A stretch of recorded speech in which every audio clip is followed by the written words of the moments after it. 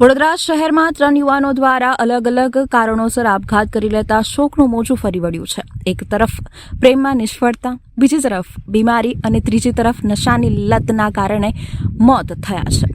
પ્રેમ પ્રકરણમાં નિષ્ફળતા મળતા 21 વર્ષીય પ્રિયાંશુ પરમારે આપઘાત કર્યો છે।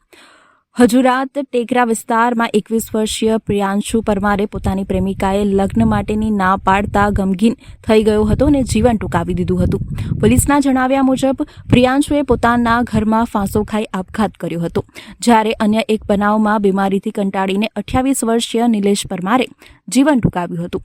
ભાયલી વિસ્તારમાં રહેતા 28 વર્ષીય નિલેશ પરમાર લાંબા સમયથી બીમારીથી પીડિત હતો। પરિવારના સદસ્યોના જણાવ્યા મુજબ તેમણે અનેકવાર સારવાર કરાવી હતી, જો કે બીમારીથી તેને રાહત મળી ન હતી। તે સતત ડિપ્રેશનમાં રહેતો હતો। અંતે તેમણે પોતાના જ ઘરમાં ફાંસો ખાઈ જીવન ટૂંકાવ્યું હતું। હજી ત્રીજા બનાવમાં નશાની લતને લઈને 30 વર્ષીય વિમલેશ શર્માએ પોતાની જીવાદોરી ટૂંકાવી હતી। સમા વિસ્તારમાં 30 વર્ષીય વિમલેશ શર્માને નશાની લત લાગેલી હતી। ઘરના લોકો ઘણીવાર તેને સમજાવતા હતા, પરંતુ નશાની ટેવ ન છૂટતા અંતે પરિવારજનોએ તેને ઘરમાંથી કાઢી મૂક્યો હતો। વિમલેશે આપઘાત કરી લીધો હતો।